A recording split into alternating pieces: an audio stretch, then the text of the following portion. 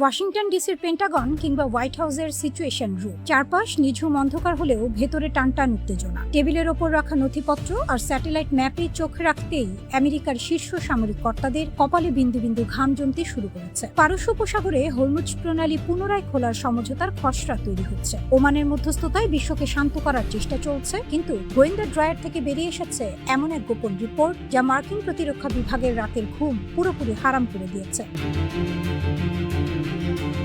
কূটনীতির table যখন শান্তির গুঞ্জন শুনছে, ঠিক তখনই পারস্যের পাহাড় ঘেরা ভূগর্ভস্থ মিসাইল শহরগুলো থেকে ভেসে আসছে একদম ভিন্ন এক বাস্তবতার গর্জন। তেহরান তার অস্ত্রের ভান্ডার তৈরি করছে এমন এক ধ্বংসাত্মক শক্তিতে যা এবার আঘাত হানতে চলেছে সরাসরি যুক্তরাষ্ট্রের মূল ভূখণ্ডে।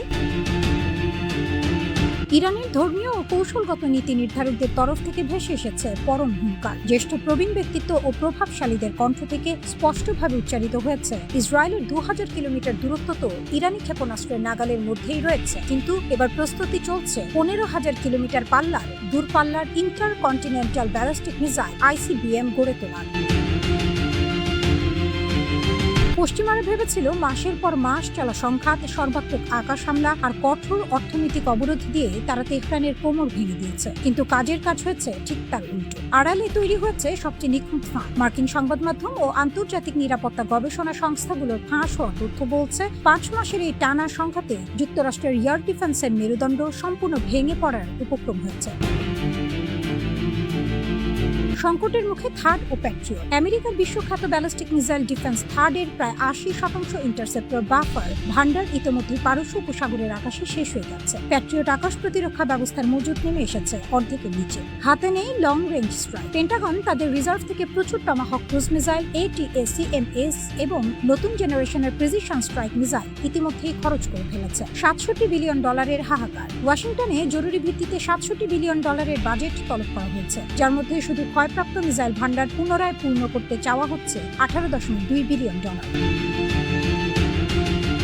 পেন্টাগনের কর্তারা যখন কোটি কোটি ডলারের জরুরি তহবিলের জন্য মার্কিন কংগ্রেসের দ্বারে দ্বারে ঘুরছেন, ঠিক তখন তেহরান তাদের 1000 ফুট গভীরে বাঁকনিয়া মিসাইল সাইলো আর পাহাড় কেটে তৈরি মিসাইল সিটিতে নীরবে বাড়িয়ে চলেছে তাদের নতুন নতুন ব্যালিস্টিক ক্ষেপণাস্ত্রের উৎপাদন গতি।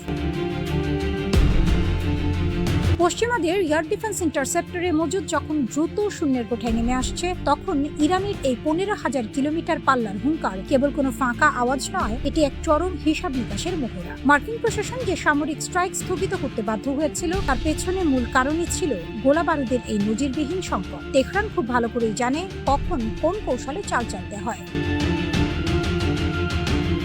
সময় গড়িয়ে চলেছে। মার্কিন ক্যাপিটাল হিল থেকে শুরু করে ইন্দো প্যাসিফিক অঞ্চলের মিত্র দেশগুলোর চোখ এখন গভীর উদ্বেগে ঢাকা। যে যুক্তরাষ্ট্র বিশ্ব জুড়ে নিজেদের অপ্রতিরোধ্য এয়ার ডিফেন্সের বড়াই করত, তারা এখন কেবল নিজেদের প্রতিরক্ষার অস্ত্র জোগাতে হিমশিম খাচ্ছে। রাত বাড়ছে। ক্যাপিটাল হিলের কোনো এক অভিজাত ভবনের বদ্ধ ঘরে কফির মগে শেষ চুমুক দিচ্ছেন একজন শীর্ষ মার্কিন স্ট্র্যাটেজি। চোখের চশমাটা খুলে ল্যাপটপের স্ক্রিনে ভেসে ওঠা মধ্যপ্রাচ্যের নতুন ম্যাপটার দিকে তাকালেন তিনি। ঠোঁটের কোণে খেলে গেল এক অসহায় আশঙ্কার ছাপ।